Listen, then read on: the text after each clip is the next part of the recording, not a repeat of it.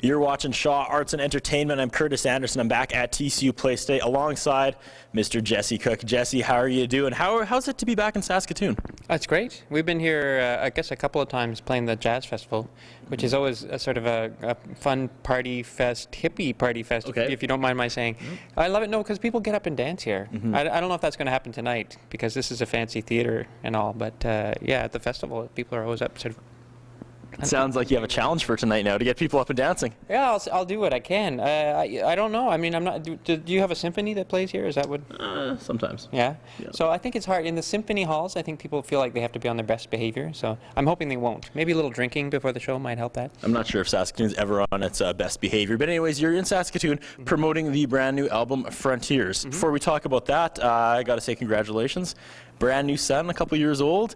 How has that been? Exhausting. Yeah. Do you have any kids? I have a 15-month-old, so I feel your pain. You know exactly. Not that it's all bad. It's just the lack of sleep really is the only negative. You know what? I think anything worth having is a lot of work, and yeah, I mean, it's having a kid is the greatest experience of your life. But as you said, I mean, it's a sleep-depriving great experience. Yeah. Yeah.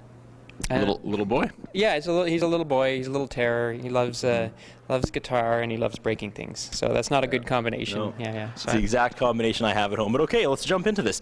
Frontiers. I guess as we talked about here, you've been in a number of different places, mentally and physically, that brought this album together. Yeah, we went off to, my wife and I moved to Spain for, I guess, the spring, a few years before we started working on this record. My wife's a flamenco dancer, and obviously, you know, part of what I do involves a certain amount of flamenco guitar. I mean, you know, it's a hybrid of what I'm doing, but to go to Spain it's the Mecca. I mean, that's where you go to really sort of get new chops, find out what the kids are doing.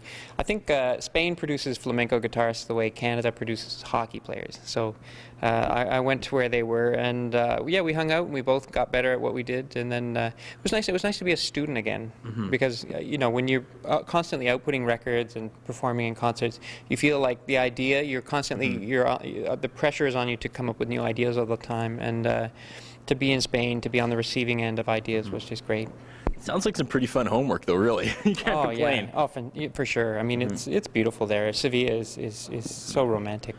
So then, yeah, we came back to Canada and had a child, and I started working on Frontiers. We talked a little bit about it off the top, but this is your 6th studio album. How does it differ from the previous 5? Well, I think if you look at the arc of my records, it's the first record I did pretty much by myself. Most of the tracks I'm playing all the instruments. Some of the tracks I had a few friends come in. It was a very sort of home-based project. Now, by the time you get to my 5th studio album, Nomad, I traveled all over the world. I recorded it in Cairo, in London, in Madrid, LA, all over the place. Worked with all sorts of different people. And on this record, I was trying to come back to a simpler approach to arranging, bring it back to guitar compositions, things that I can play with my friends. And that's what you're going to be seeing tonight, is me and my buddies getting up and doing Rumba Flamenca. Yeah, you did bring in some help for a few tracks. That's true. There's a wonderful Canadian singer named Melissa McClelland who will be performing with us tonight. Also, Amanda Martinez. You know, there's a few other singers and musicians and stuff. But yeah, they're mostly people that I've got with me tonight. So how's the tour been so far? It's been great. We've mostly been touring in the States, and then as of a few weeks ago, we started in Canada, out in Ontario. Now we're working our way out to Victoria. Yeah. So that's where you're headed next? Yeah, and then when we finish out in Victoria, then I'm going to take some time off because we're having another baby. Really? Oh, congratulations. Another one already. Wow, you're really taking parenthood by storm. Yeah, we're a bit of a baby factory at my place, so yeah, for sure. I'm going to take some time off and be the attentive husband. I hate going back to this because it's, I mean, it's not irrelevant, but having a son changed everything I do. I can only imagine how it changed you creatively as you approach music now. Yeah, it's funny. I get asked that a lot, and I don't really know. I mean, it's really hard to pinpoint how it's changed you, because, I mean, the fact is I'm writing music, and, you know, my life has changed a lot, but my approach to making music is the same.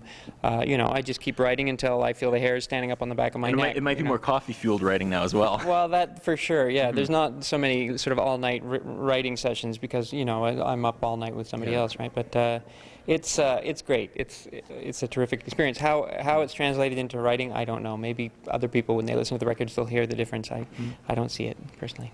Well, thank you so much for talking to us today, and good luck on the rest of the tour. Thank you. Thanks for having me.